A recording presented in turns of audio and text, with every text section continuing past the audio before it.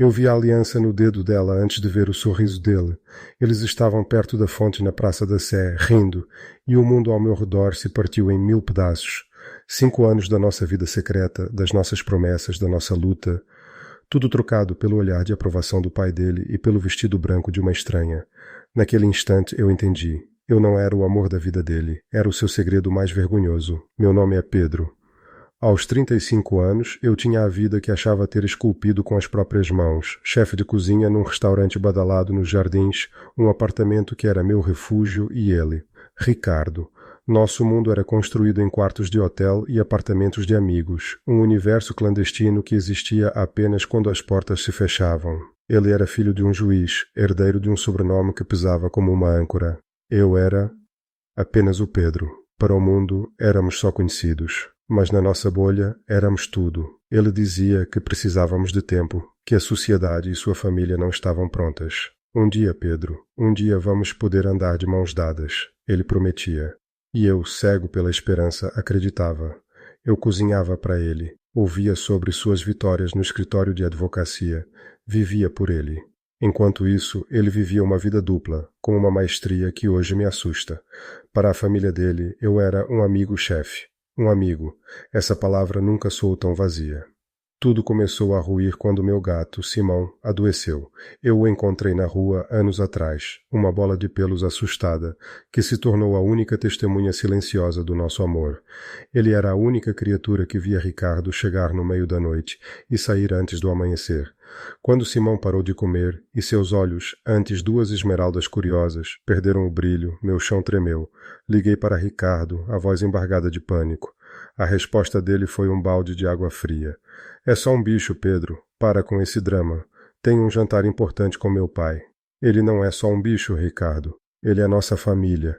Respondi, sentindo um nó na garganta. Nossa família? Ele riu, um riso seco sem humor. Não exagera. Leva ele num veterinário qualquer. Depois a gente se fala. Ele desligou. Fiquei parado com o telefone na mão e um silêncio ensurdecedor no apartamento. Naquele momento, a primeira fissura apareceu na nossa fachada perfeita. Fui pesquisar clínicas veterinárias que ficassem abertas até tarde e encontrei uma, pequena, num bairro afastado. O nome na fachada era simples. Clínica Veterinária Vidas. O lugar era modesto, mas de uma calma que me acolheu. Quem me atendeu foi o dono, Miguel. Ele não era o tipo de homem que chamava a atenção, mas havia uma serenidade em seu olhar que era quase terapêutica. Ele pegou Simão dos meus braços com um cuidado que eu não via há muito tempo. Ele é um lutador, Miguel disse, enquanto examinava o gato com mãos firmes e gentis. Vamos precisar fazer alguns exames, talvez interná-lo por uns dias para observação, mas ele vai ficar bem. A forma como ele falava de Simão, com respeito, como se entendesse que aquele animal era mais do que um simples pet, me tocou profundamente. Era um contraste brutal com a indiferença de Ricardo. Deixei Simão na clínica com o coração apertado, mas com uma estranha sensação de alívio por ele estar em boas mãos. Nos dias que se seguiram, Ricardo se tornou um fantasma. As mensagens eram monossilábicas. Ocupado. Reunião. Depois te ligo. As ligações nunca vinham. Eu sentia uma parede invisível crescendo entre nós, mas tinha medo de perguntar de que tijolos ela era feita. A negação é uma armadura confortável. Enquanto isso, Miguel me ligava todos os dias. Pedro, só para avisar que o Simão comeu um pouco hoje. Ele respondeu bem à medicação, está mais alerta. A voz dele era calma, profissional, mas havia algo mais ali, uma empatia genuína que me aquecia por dentro. Ele perguntava sobre o gato, mas eu sentia que, de alguma forma, ele também estava perguntando sobre mim.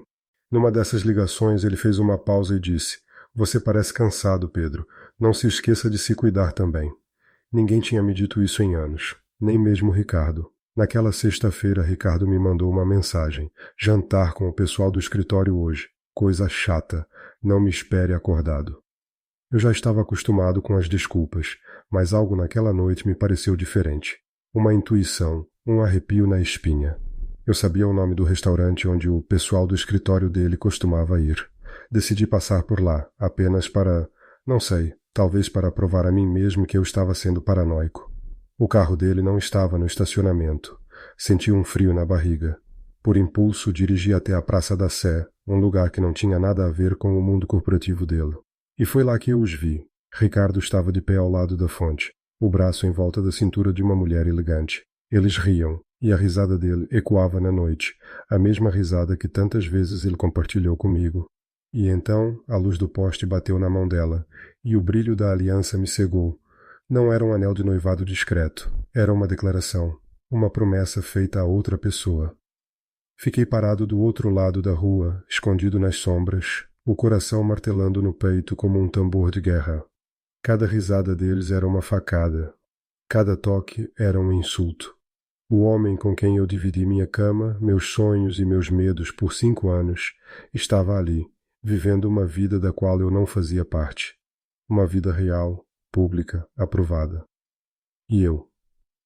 Eu era a peça descartável, o segredo sujo que seria varrido para debaixo do tapete quando a cortina se abrisse. Ele a beijou. Um beijo calmo, íntimo, de quem não tem nada a esconder. Naquele momento, a armadura da negação se estilhaçou, e a dor crua, visceral, me invadiu. Peguei o celular e, com as mãos trêmulas, tirei uma foto, não para mostrar a ele, mas para me lembrar, para nunca mais esquecer a imagem do meu próprio engano. A imagem do fim. Dirigi de volta para casa num transe, a imagem dele beijando outra mulher queimando na minha retina. O apartamento, nosso refúgio, agora parecia a cena de um crime. O cheiro do café que ele gostava ainda pairava no ar. A jaqueta dele estava jogada na cadeira onde ele sempre a deixava. Cada objeto, cada canto daquele lugar era uma testemunha silenciosa da mentira que eu tinha vivido. Não gritei, não quebrei nada. A raiva que subia pela minha garganta era fria e afiada, como uma lâmina de gelo. Eu, o chefe, o homem que transformava o caos da cozinha em pratos perfeitamente equilibrados, senti uma calma assustadora tomar conta de mim. A calma de quem sabe que o inevitável está prestes a acontecer.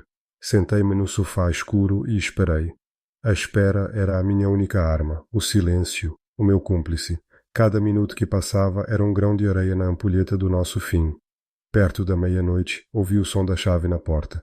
Ele entrou assobiando baixo, uma melodia qualquer que cortou o silêncio como um bisturi. A normalidade do gesto era um insulto. Ei, noite cansativa, ele disse, jogando a pasta no chão e afrouxando a gravata. Ele ainda não tinha me visto na penumbra da sala. O pessoal do escritório não me dava trégua. Meu pai estava lá. Imagina a pressão. Ele continuou falando, construindo sua ficção com a naturalidade de um mestre. Eu permaneci em silêncio, deixando que suas mentiras preenchessem o espaço entre nós, tornando-o denso e irrespirável. Finalmente, ele percebeu minha presença. Pedro, está aí? Por que não acendeu a luz? Acendi o abajur ao lado do sofá. A luz amarela revelou meu rosto e a expressão dele mudou. O sorriso cansado desapareceu, substituído por uma cautela súbita. Ele percebeu que algo estava errado. O que foi? Aconteceu alguma coisa com o Simão? A menção ao gato naquele momento foi a faísca que acendeu o pavio. A preocupação fingida, o teatro. Eu não disse nada. Apenas deslizei o celular pela mesa de centro até que parasse na frente dele. A tela estava acesa, mostrando a foto. Ele, ela, o beijo, a aliança. O silêncio que se seguiu foi pesado, carregado de tudo o que nunca tínhamos dito. A luz da tela iluminou o rosto dele, e pela primeira vez em 5 anos eu vi o pânico substituir a arrogância. Ele olhou da foto para mim, os lábios se abrindo e fechando sem emitir som. Pedro, não é o que parece. Ele gaguejou. A primeira tentativa patética de remendar o que já estava estilhaçado. Ela é uma amiga da família. O anel é... Amiga? Minha voz saiu baixa, mas cortante. A aliança no dedo dela também é de amizade, Ricardo. O beijo que você deu nela na frente de toda a cidade também era amizade. A máscara dele caiu. O pânico deu lugar à irritação, a defesa de um animal encurralado. E o que você esperava? Ele cuspiu as palavras, a voz subindo de tom. O que você realmente esperava, Pedro? Que eu fosse jogar meu nome, minha carreira, o futuro da minha família no lixo por isso? A palavra isso ficou suspensa no ar, venenosa. Isso. Ele tinha reduzido 5 anos da nossa vida a um pronome indefinido e vergonhoso. Isso, repeti, sentindo o gelo no meu peito finalmente começar a trincar. Isso se chamava amor, Ou pelo menos era o que eu pensava. Ele riu, uma risada amarga, desdenhosa, que ecoou pelo apartamento como um vidro quebrando. Amor, Pedro, por favor, isso foi uma fase. Uma loucura. As pessoas têm fases. Está na hora de amadurecer. Eu tenho uma vida real lá fora. Uma noiva, uma família que me respeita, um futuro. Você era um desvio, um beco sem saída. Cada palavra era um golpe calculado para me destruir, para me fazer sentir pequeno, ingênuo, culpado por ter acreditado. Ele não estava terminando uma relação. Ele estava reescrevendo a história, me apagando dela. Então era tudo mentira? Perguntei, a voz falhando pela primeira vez. Cada eu te amo, cada promessa? Eram verdades do momento. Ele respondeu, agora com uma frieza assustadora. Mas os momentos passam. Eu fiz a minha escolha. Ele se virou e começou a se mover pelo apartamento com uma eficiência cruel, pegando suas coisas. A camisa que eu lhe dei de presente. O livro que ele estava lendo na cabeceira. O carregador do celular. Ele não estava fazendo as malas, ele estava me extirpando da vida dele, metodicamente. Cada gaveta aberta, cada objeto guardado era um prego no caixão da nossa história. Eu fiquei parado, observando-o desmontar nosso mundo em poucos minutos. Ele não olhou para mim nenhuma vez. Eu não existia mais. Eu era um erro a ser corrigido, um capítulo a ser arrancado. Quando a mala estava pronta, ele parou na porta. Não havia remorso em seus olhos, apenas um alívio frio. O alívio de quem se livra de um fardo pesado. Adeus, Pedro. Ele se virou para sair, mas eu precisava de uma última coisa, a verdade final. Por quê? Minha voz era um sussurro. Por que me deixou acreditar por tanto tempo? Ele parou, mas não se virou para mim. A resposta veio por cima do ombro, a facada final, precisa e mortal. Porque era cômodo, e porque no fundo eu sabia que você nunca teria coragem de me exigir mais do que isso. Ele abriu a porta, e antes de sair, ele desferiu o último golpe, aquele que ele sabia que me deixaria sangrando por muito tempo. Meu pai jamais aceitaria isso, e o seu também não. Pelo menos nisso nós dois entendemos o mundo da mesma forma. A porta bateu. O som ecoou no apartamento vazio, e o silêncio que ficou não era de paz. Era o som do vácuo. O som de 5 anos da minha vida sendo transformados em nada. Eu não tinha sido traído, eu tinha sido apagado. O som da porta batendo ficou reverberando no apartamento por um tempo que pareceu eterno. O silêncio que se instalou depois era diferente de qualquer outro que eu já tinha experimentado. Era um silêncio pisado, oco, que absorvia todos os sons e me empurrava para dentro de mim mesmo. A última frase de Ricardo, e o seu também não, martelava na minha cabeça. Ele não apenas me abandonou, ele usou a minha ferida mais profunda, a minha relação fraturada com meu pai, como sua arma final. Ele sabia que aquela era a única porta que, uma vez fechada, talvez nunca mais se abrisse. Naquela noite não dormi. Fiquei sentado no chão frio da sala, cercado pelos fantasmas de uma vida que não era mais minha. Cada sombra parecia zombar de mim. Ao amanhecer, a luz cinzenta que invadiu o apartamento não trouxe nenhum alívio, apenas a crua realidade. Eu estava sozinho, completamente sozinho. Tomei uma decisão no piloto automático, movido por uma mistura de desespero e uma estranha necessidade de arrancar de vez o curativo de todas as minhas feridas. Se era para o mundo desabar, que desabasse de uma vez. Peguei as chaves do carro e dirigi até o bairro operário onde cresci, um lugar que eu evitava, um lugar que cheirava a graxa, suor e às expectativas não cumpridas do meu pai. Meu pai, Antônio, era um homem forjado no trabalho braçal, um mecânico que acreditava que a vida se resumia a 2 coisas: trabalho duro e honra. Para ele, sentimentos eram fraquezas, e um homem de verdade não se curvava a eles. Ele me criou para ser seu reflexo, mas eu nasci com uma sensibilidade que ele nunca entendeu e que, com o tempo, passou a desprezar. Nossa comunicação era feita de silêncios longos e ordens curtas. O abismo entre nós era antigo, mas agora eu sentia a necessidade de cruzá-lo ou cair nele de vez. Encontrei-o na oficina, debaixo de um carro velho, as mãos cobertas de graxa. O som da chave de boca batendo no metal era a trilha sonora da minha infância. Ele emergiu debaixo do carro, limpando as mãos num pano sujo, o rosto impassível. Pedro, o que faz aqui a esta hora? Aconteceu alguma coisa?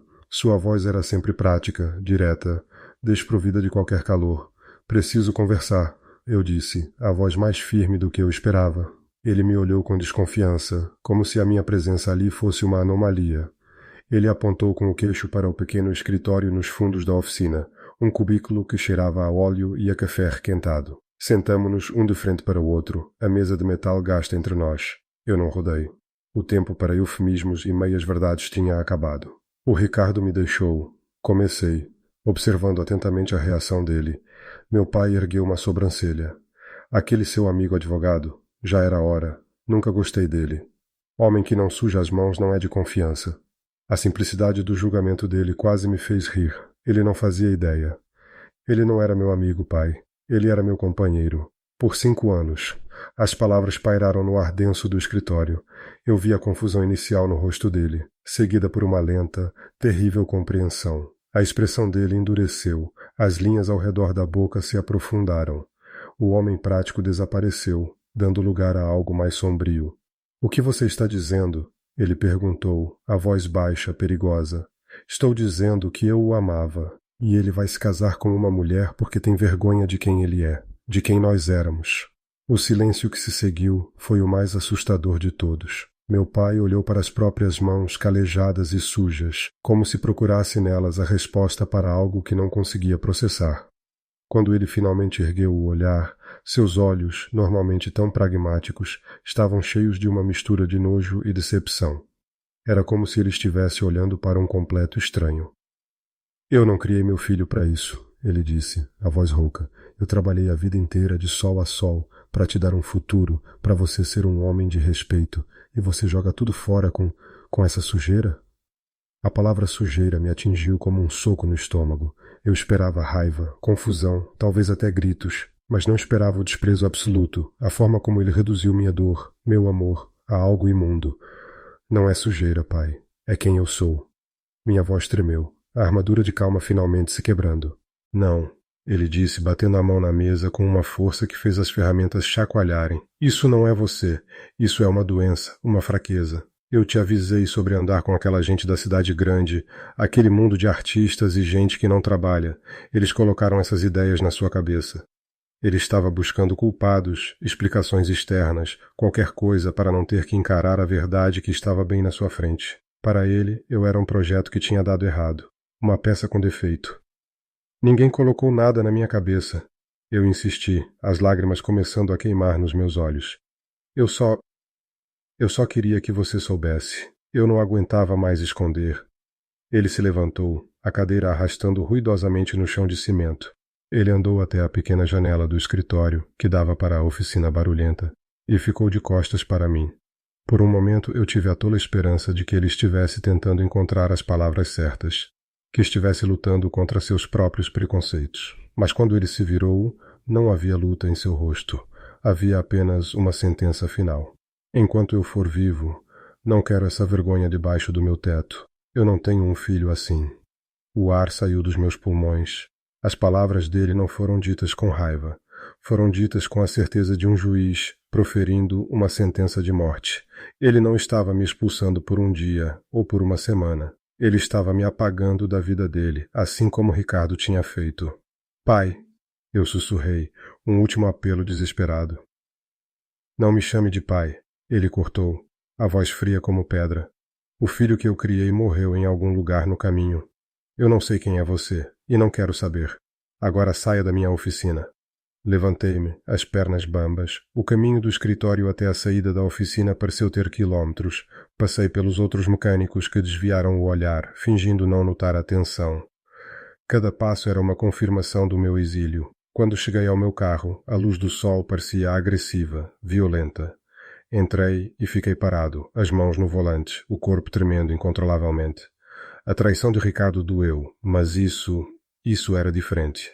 Era o desmoronamento do meu fundamento, a negação da minha própria existência pela pessoa que me deu a vida. Ricardo me fez sentir como um segredo. Meu pai me fez sentir como um erro. Em menos de 24 horas, eu tinha perdido o homem que amava e a família que tinha. O mundo que eu conhecia, com todas as suas mentiras e ilusões, tinha desaparecido. E no lugar dele não havia nada. Apenas um vazio ensurdecedor e a certeza de que pela primeira vez na vida eu não tinha para onde voltar. Saí da oficina do meu pai sem rumo, dirigi por horas, a cidade se transformando num borrão de luzes e sons indiferentes. O carro era a única casca que me protegia do mundo, mas por dentro eu estava completamente exposto. A dor era física, uma pressão no peito que dificultava a respiração. Era a dor da perda dupla, a ferida da traição aprofundada pela lâmina do repúdio familiar. Eu não era apenas um homem com o coração partido, eu era um exilado. Parei o carro em um mirante esquecido com vista para a cidade. São Paulo, à noite, era um oceano de luzes pulsantes, cada uma representando uma vida, uma história, e eu me sentia como uma ilha escura e desabitada no meio de tudo aquilo. O celular vibrou no banco do passageiro. Ignorei. Vibrou de novo. E de novo. Mensagens de amigos perguntando onde eu estava. Por que sumi do trabalho? Eu não tinha respostas para eles porque mal tinha respostas para mim mesmo. Os dias seguintes se fundiram em uma névoa cinzenta. Fui trabalhar no automático. O barulho da cozinha, os pedidos chegando, a pressão do serviço. Tudo isso, que antes era minha paixão, agora era apenas ruído. Meus movimentos eram mecânicos, meus pratos tecnicamente perfeitos, mas sem alma. Meus colegas perceberam. Chefe, tudo bem? Você está pálido, perguntou a sous-chefe. Eu apenas assentia, incapaz de formular uma frase que não soasse como uma mentira. Em casa, o silêncio era meu único companheiro. A ausência de Ricardo era um buraco negro que sugava toda a cor e o som do apartamento. Eu estava afundando, lentamente, mas de forma constante. Comecei a beber mais do que deveria, não para celebrar, mas para silenciar o eco das palavras de Ricardo e do meu pai na minha cabeça.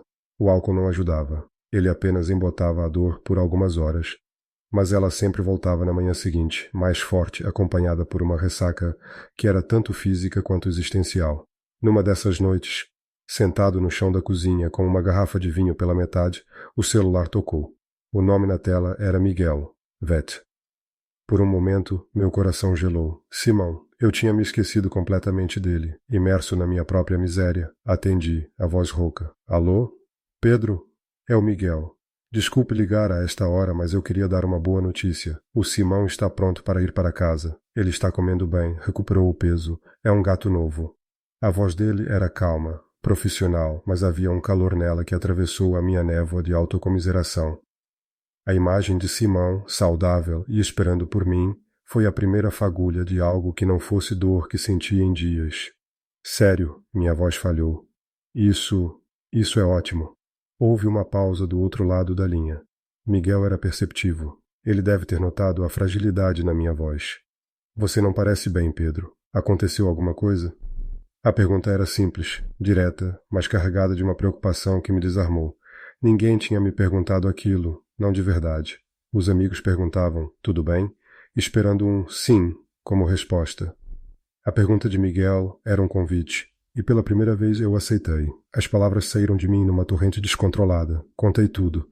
A traição de Ricardo, a forma cruel como ele me descartou, o confronto com meu pai, a sentença de exílio. Eu despejei 5 anos de segredos e uma semana de inferno em um estranho ao telefone. Eu esperava choque, pena, talvez um conselho clichê. Mas Miguel não fez nada disso. Ele ouviu, em silêncio. Quando terminei, a única coisa que se ouvia era a minha respiração pesada, entrecortada por soluços que eu nem percebi que estavam vindo. O silêncio dele não era vazio. Era um silêncio que acolhia, que dava espaço para a minha dor existir sem julgamento. Eu sinto muito, Pedro, ele disse finalmente, a voz suave. Ninguém deveria passar por isso sozinho. E foi isso. Não houve um você vai superar ou ele não te merecia. Houve apenas o reconhecimento da minha dor. E naquele momento era tudo o que eu precisava. Você pode vir buscar o Simão amanhã? Ele continuou, mudando de assunto com delicadeza. Acho que vocês dois estão precisando um do outro. No dia seguinte, fui à clínica. Quando entrei, Miguel estava no balcão. Ele me deu um sorriso pequeno, mas genuíno. Não havia pena em seu olhar, apenas uma compreensão silenciosa. Ele trouxe Simão numa caixa de transporte. Quando abri, o gato pulou nos meus braços, ronronando alto, esfregando a cabeça no meu peito. Aquele gesto simples de afeto incondicional me quebrou. Abracei o gato com força, as lágrimas que eu segurei por tanto tempo finalmente rolando pelo meu rosto. Eu não chorei de tristeza. Chorei de alívio. Alívio por ter algo para segurar, algo que me amava de volta sem condições. Miguel se aproximou e colocou a mão no meu ombro. Um toque firme, reconfortante. Às vezes, ele disse baixo, precisamos perder tudo para descobrir o que realmente importa. E o que realmente importa nunca nos abandona. A partir daquele dia, algo mudou. A dor não desapareceu, mas ela não me consumia mais. Miguel se tornou um ponto de referência inesperado. Ele me mandava mensagens, não para perguntar como eu estava, mas para compartilhar coisas simples. Uma foto de um cachorro resgatado que ele estava cuidando. Um artigo sobre novas técnicas culinárias que ele achou que eu gostaria. Ele não estava tentando me consertar. Ele estava sutilmente me mostrando que o mundo continuava a girar, que ainda havia beleza e bondade nele. Começamos a nos encontrar, primeiro para um café rápido perto da clínica. Eu falava pouco, ele também. Nossos encontros eram preenchidos por silêncios confortáveis. Ele me contou que se tornou veterinário depois de perder um cão na infância, que ele entendia a dor de não poder salvar quem se ama. Ele falava da vida e da morte com uma naturalidade que me fascinava. Com ele, eu não precisava fingir ser forte. Ele já tinha me visto no meu momento mais vulnerável e não se afastou. Um dia, estávamos caminhando num parque. Eu estava contando a ele sobre um prato novo que estava criando, a primeira vez que senti paixão pela cozinha em semanas. Ele parou e olhou para mim. Você sabe, Pedro, ele disse, a dor é como uma ferida. Você pode cobri-la, ignorá-la, mas ela só cicatriza de verdade quando você a limpa e a deixa respirar. Você está começando a deixar sua ferida respirar. Naquele momento, eu percebi que Miguel não era apenas um veterinário que salvou meu gato. Ele era o homem que, sem intenção, estava me mostrando como salvar a mim mesmo. Ele não me ofereceu um amor para substituir o que perdi. Ele me ofereceu algo muito mais raro e precioso, um espaço seguro para eu me reencontrar. A luz na minha escuridão não era um farol ofuscante. Era a chama pequena e constante de uma vela, me mostrando o caminho de volta para casa, para dentro de mim. Passou um ano. Um ano que pareceu uma década e, ao mesmo tempo, um piscar de olhos. A dor, antes uma tempestade que ameaçava me afogar, tinha se transformado em uma maré baixa, uma melancolia suave que vinha e ia, mas não me arrastava mais para o fundo. Aprendi a conviver com as cicatrizes. Elas eram um mapa da minha jornada, um lembrete de que eu sobrevivi. A mudança mais significativa não aconteceu do lado de fora, mas dentro de mim. Com a ajuda silenciosa e constante de Miguel, comecei a desmontar o homem que eu tinha construído para agradar os outros, o filho obediente, o amante secreto, o chefe que buscava validação. Peça por peça, eu me desfiz das máscaras, e no lugar delas comecei a construir algo novo, alicerçado na verdade. Pedi demissão do restaurante nos Jardins. Aquele lugar estava impregnado com as memórias de Ricardo, com a pressão de um mundo que não era meu. Com minhas economias, aluguei um pequeno espaço num bairro boêmio, um lugar com alma e sem pretensões. Pintei as paredes, lixei o chão de madeira e construí com as próprias mãos o restaurante dos meus sonhos. Um lugar pequeno, íntimo, onde a comida não era sobre técnica, mas sobre história. Eu o chamei de Simão. Era uma homenagem ao gato que, com sua doença, iniciou a demolição da minha antiga vida e, ao mesmo tempo, uma declaração de que, às vezes, são as coisas mais simples que nos salvam. Miguel estava lá em cada passo. Ele me ajudou a carregar caixas, a escolher as plantas para a janela, a provar os pratos do cardápio. Nossa relação floresceu de forma orgânica, sem pressa, como uma semente que brota em terra fértil. Não houve uma grande declaração de amor, não precisamos de fogos de artifício. Nosso amor foi construído em gestos, na forma como ele me olhava do outro lado do balcão enquanto eu cozinhava, na maneira como eu sabia exatamente como ele gostava do café. Um dia, no meio do caos da inauguração, ele simplesmente me puxou para a despensa, afastou uma mecha de cabelo do meu rosto e me beijou. Foi um beijo calmo, certo, como se fosse a coisa mais natural do mundo.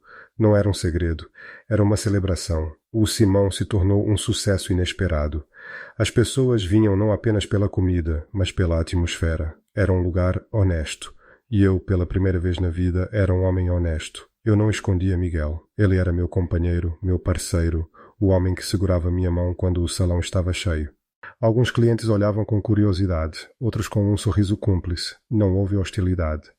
Percebi que o monstro do julgamento social que eu tanto temia era, em grande parte, uma criação da minha própria mente, alimentado pelos medos de Ricardo e pela rigidez do meu pai. O mundo era maior e mais gentil do que eu imaginava. Sobre Ricardo, ouvi dizer que ele se casou. Vi uma foto dele numa coluna social, sorrindo ao lado da esposa, o retrato perfeito da felicidade fabricada. Não senti raiva, nem dor. Senti uma pena distante. Ele tinha escolhido sua gaiola dourada. Eu tinha escolhido minha liberdade. Meu pai era a ferida que ainda não tinha cicatrizado. Eu não o procurei. Ele também não. O silêncio entre nós era uma muralha. Eu tinha aceitado que talvez nunca mais a transporíamos. Tinha aprendido a viver com aquele buraco, com aquela ausência, até uma noite de terça-feira. O restaurante estava quase vazio, perto da hora de fechar. Eu estava na cozinha, limpando o fogão, quando a garçonete entrou, os olhos arregalados. Chefe, tem um senhor na porta. Ele está perguntando pelo dono. Meu coração parou por um segundo. Fui até o salão, secando as mãos no avental. Parado na entrada, estava meu pai. Ele parecia mais velho, os ombros um pouco curvados, as mãos, pela primeira vez, limpas de graxa. Ele usava uma camisa que eu nunca tinha visto, uma camisa que alguém provavelmente comprou para ele para uma ocasião especial. Nossos olhares se cruzaram através do salão vazio. O tempo pareceu parar. Eu vi um turbilhão de emoções no rosto dele. Orgulho, teimosia, uma ponta de arrependimento. Eu não sabia o que fazer, o que dizer. Foi Miguel quem quebrou o feitiço. Ele, que estava arrumando as contas no caixa, se aproximou de mim e colocou a mão no meu ombro, um gesto de apoio silencioso. Ele não se escondeu. Ele ficou ao meu lado. Meu pai olhou para a mão de Miguel no meu ombro. Seu rosto se fechou por um instante, a velha muralha se erguendo. Eu prendi a respiração. Mas então algo mudou. Ele desviou o olhar para o nome do restaurante pintado na parede de tijolos. Simão. Talvez ele tenha se lembrado do gato que eu levei para casa quando era criança, contra a vontade dele. Talvez ele tenha visto naquele nome um pedaço da minha história que ele ainda reconhecia. Ele deu um passo para dentro, hesitante, e depois outro. Ele não olhou para mim, mas para o ambiente ao redor. Ele olhou para as mesas de madeira, para as plantas na janela, para a cozinha aberta de onde saía o cheiro de pão e de casa. Finalmente ele parou na minha frente. O silêncio era denso, carregado com um ano de palavras não ditas. Seu avô, ele começou, a voz rouca, como se não a usasse há muito tempo. Ele dizia que um homem se mede pelo que ele constrói com as próprias mãos. Ele olhou ao redor mais uma vez. E então olhou para mim. Você construiu um bom lugar, Pedro. Não foi um pedido de desculpas. Não foi um eu te aceito. Mas, vindo daquele homem, daquele pai, foi mais do que eu jamais esperei ouvir. Foi um reconhecimento. Uma ponte frágil, mas uma ponte construída sobre o abismo que nos separava. As lágrimas vieram, mas desta vez não eram de dor, eram de gratidão. Ele não ficou para o jantar, apenas assentiu com a cabeça e se virou para ir embora. Mas ao passar pela porta, ele parou e disse sem se virar: Sua mãe sente sua falta nos almoços de domingo. Foi um convite. A porta que ele tinha fechado na minha cara um ano atrás, agora estava entreaberta. Naquela noite, depois que o último funcionário foi embora, fiquei no salão com Miguel. As luzes da rua entravam pela janela, iluminando a poeira que dançava no ar. Eu me sentia inteiro, não curado, mas inteiro. As peças quebradas da minha vida não tinham sido coladas de volta no lugar antigo. Elas tinham sido rearranjadas para criar algo novo, mais forte e infinitamente mais verdadeiro. Miguel me abraçou por trás, descansando o queixo no meu ombro. Olhamos juntos para o nosso reflexo no vidro escuro da janela. 2 homens, donos de um restaurante, pais de um gato teimoso, sobreviventes. Eu não encontrei a felicidade no fim da jornada. Descobri que a felicidade era a jornada. Era a coragem de ser quem eu era, a força de me reconstruir das cinzas e a sorte de encontrar um amor que não me pedia para ser nada menos do que eu mesmo. Eu tinha encontrado o meu lugar no mundo, não um lugar no mapa, mas um lugar dentro de mim, e era um bom lugar para se viver.